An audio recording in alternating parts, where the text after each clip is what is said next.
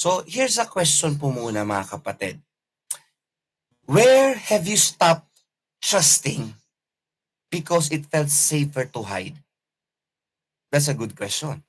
Okay? At even ako, nung naisip ko yung tanong na yan, sabi ko, nga no, kailan nangyari na tumigil ka sa pagtitiwala sa Diyos or sa tao kasi mukhang mas safe pa na itago ko na lang yung sarili ko at maging invisible na lang ako. When was that? Anong feeling? Na-overcome mo na ba? Hindi pa? Try natin sagutin niya kasi it speaks to our heart, mga kapatid. Okay? So, let's continue. Here's the definition of trust na napag-aralan natin last time pa. Trust is about reliance or confidence on a person with risks sa part natin placed to your advantage or disadvantage. Ang tiwala po ay pag-rely sa mga tao, sa Diyos, na on our part may risk kasi magiging vulnerable tayo, pero that will be to our disadvantage pag hindi maayos ang pag-handle natin o ng mga tao sa atin, pero advantage natin if otherwise. And ito yung pinaka-thought natin ngayong umaga. Trust thrives on three areas: consistency, honesty, and engagement. Okay? So let's proceed. So, unahin natin yung consistency. Bakit ang trust ay lumalago kapag may consistency? Ano ba ang consistency? Ang consistency is showing up the same way over time. Halimbawa, consistent ka sa panonood ng telenovela. Kunyari, tuwing Wednesday ng 7:00, every Wednesday ginagawa mo yan hanggat hindi natatapos si whatever telenovela. So, you're consistent doon. So, sa tiwalaan, kapag tayo ay consistent sa pagtitiwala natin at sa pag every time pinagkakatiwala natin ang sarili natin, we see na, okay nangyari this time, nagpapatuloy ito at naging consistent ka. Once ang words natin, ang actions natin, especially tinatawag na presence natin ay nandiyan, even yung mga mahihirap na mga pangyayari ay nagiging madali. Even when things get hard, you trust, and that is consistency. Okay, sunod. Trust thrives on honesty. Okay? Honesty is telling the truth gently, even when it's uncomfortable. It's choosing transparency over image. Nade-develop ang trust kapag may honesty, both party. Ako at yung kaibigan ko, misis ko o mister, or sino pa man, especially sa Diyos, kapag may honesty on both sides, yung trust ay nag-thrive. Kumbaga parang gusto ko pang magtiwala lalo. O may tiwala ako na 10% ngayon, titingnan ko nga, consistent ba? Honest ba ako? Honest din ba siya? Yung trust ngayon, lumalawak. Pero katulad dito, it's choosing transparency over image. Pero pag ako, ang hindi ako transparent, hindi ako honest, at mas goal ko ay yung image ko, anong tingin nila sa akin. Naku, pag nag-open ako, bababa tingin nila sa akin. Ang kabaliktaran ng yung pinapalaga natin masyado yung image natin, it's vulnerability. If you're vulnerable, you're open to attack. Pero pag masyado kang concerned sa image natin, you will not trust. Because you will not be honest. Gusto mo mag-open sa ibang tao, ikaw ayaw mo. Then, you are not trusting that person. Or whatever the reason man, if I'm not being honest to people, especially sa mga relatives ko, close people sa akin, o yung accountable ako sa mga tao na to, then I'm not being honest. Then I'm not being trusting. Pangatlo, trust thrives on engagement. Staying emotionally present. Yung nandun ka. Yung hindi yung kakausapin mo na, nga malungkot ako ngayon, talagang mapapaiyak ka na. Tapos bigla mo tingnan yung katabi mo, nag-cellphone pala.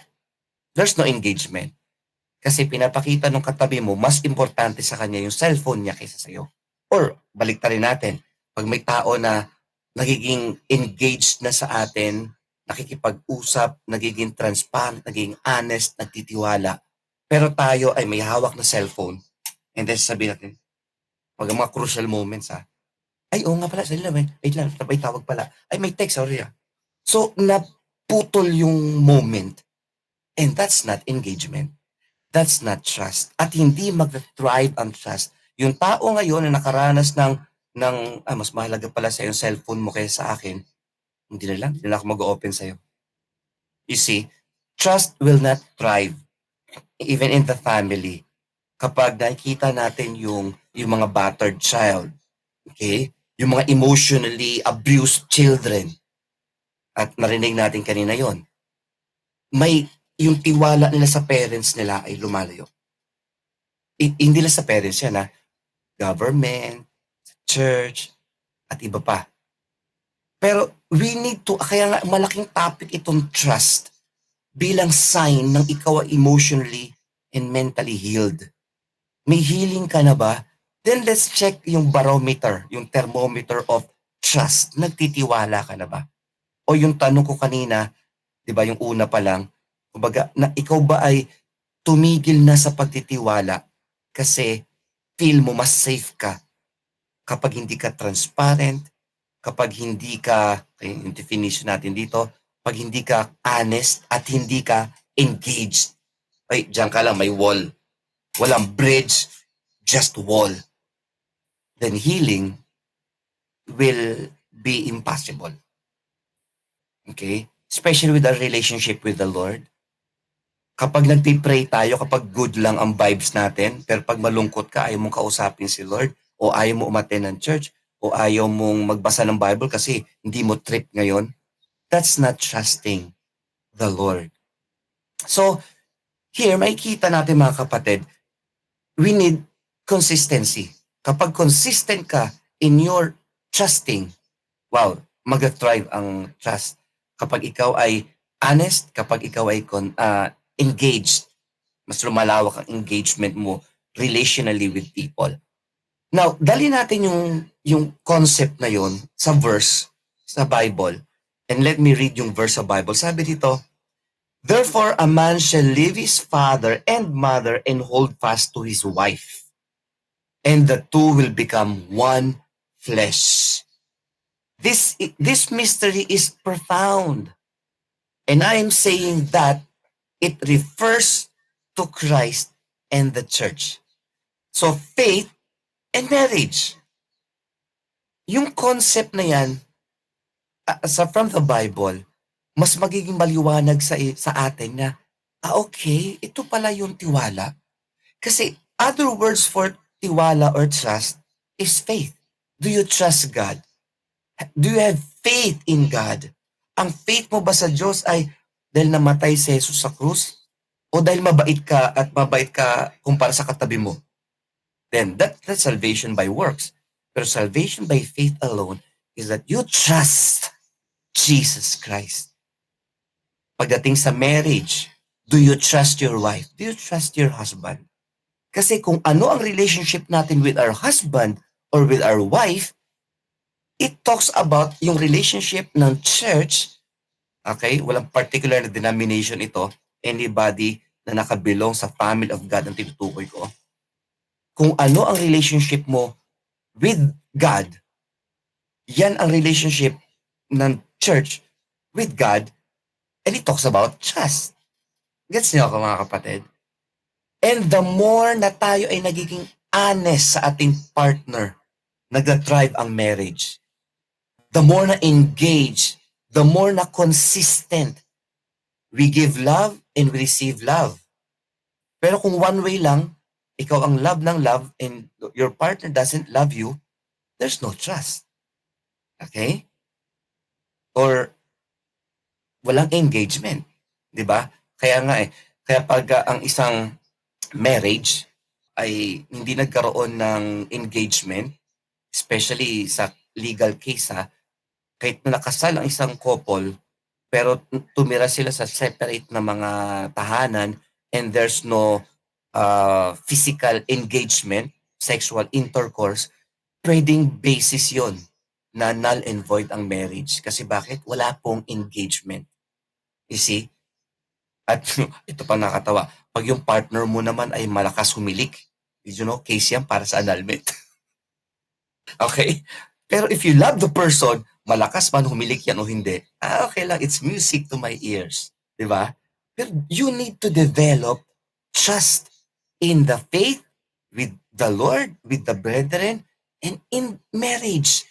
Pag nag-gets natin yung dalawang example na yan, dalawang analogy na yan, okay, dalawang picture word na yan, you will understand why faith, why trust is important in the Lord at sa marriage. At lawak pa natin, even in the family. Diba? Even sa mga tao na nasaktan mo or nasaktan ka. That's crucially important. So ngayon, the fact here is this. In your faith and in your marriage, is there consistency, honesty, and engagement? If your answer ay medyo, then ang sagot ko sa'yo, medyo may healing. Kung ang sagot mo dyan ay wala, which is medyo impossible, wala ni isa sa mga yan, or kulang, then sagot ko sa'yo, then kulang yung healing mo. Whatever you say, dadugtong ko lang yan sa healing.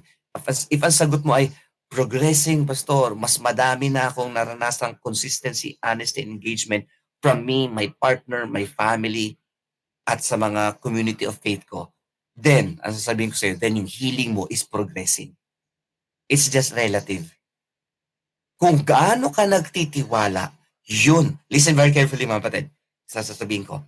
Kung gaano nag-i-increase ang tiwala mo sa Diyos at sa mga tao sa paligid mo, especially those people na talagang immediate family, friends, close friends talaga, best friends, then, kung may trust na umaangat doon, then your healing is progressing. Kung sa mga anak naman dito na nasaktan ng parents, okay, at nakakilala ka na sa Panginoon ngayon, then one thing ang kailangan mong gawin, you need to trust again your parents. Kasi nung time na yun, sugatan sila. That's why nagawa nila yun. Hindi nila gusto yun. Kung matino ang parents, for sure pag naalimpungatan yan, hindi nila gusto yung ginawa nila. Pero they did it because sila mismo ay sugatan. That's why we need God. That is why we need inner healing. Pero sa mga tao na, hindi, Christian na ako, okay na ako. I don't need that. You're unfair to yourself. Pero kung fair ka sa sarili mo, I need this. I need to be honest. I need to be consistent. I need to be engaged. And God bless you. Mas magagawa ng Holy Spirit ang kanyang trabaho sa buhay natin. In conclusion, trust is sacred. Pag sinabing sacred, sagrado or banal. Yeah. And this is no joke, mga kapatid. Ang word na trust ay sagrado kasi ginagamit yan sa Diyos. Do you trust God? Do you trust your wife? Do you trust your husband? Do you trust your family? Do you feel safe sa iyong community of faith? Are you making people safe? Safe ka bang pag-openan ng mga problem? That's trust. There's somebody who needs to hear your story para sila ay ma-encourage. Okay? So trust is where healing grows in your walk with God and in your marriage and in your community of faith. Ang narinig niyo ay part ng Speak to Inspire PGE podcast at meron tayong audio-only version at may video rin. And why not consider to subscribe and like ang episode na ito and maybe share it to your friends and to your relatives. I'm sure they will appreciate it as we talk about dito sa podcast na ito about mental health awareness and especially inner healing din. So this is Gino Somo III. I'm the senior pastor of UVCC Church. Thank you for being part of this ministry. God bless you more. See you on the next episode.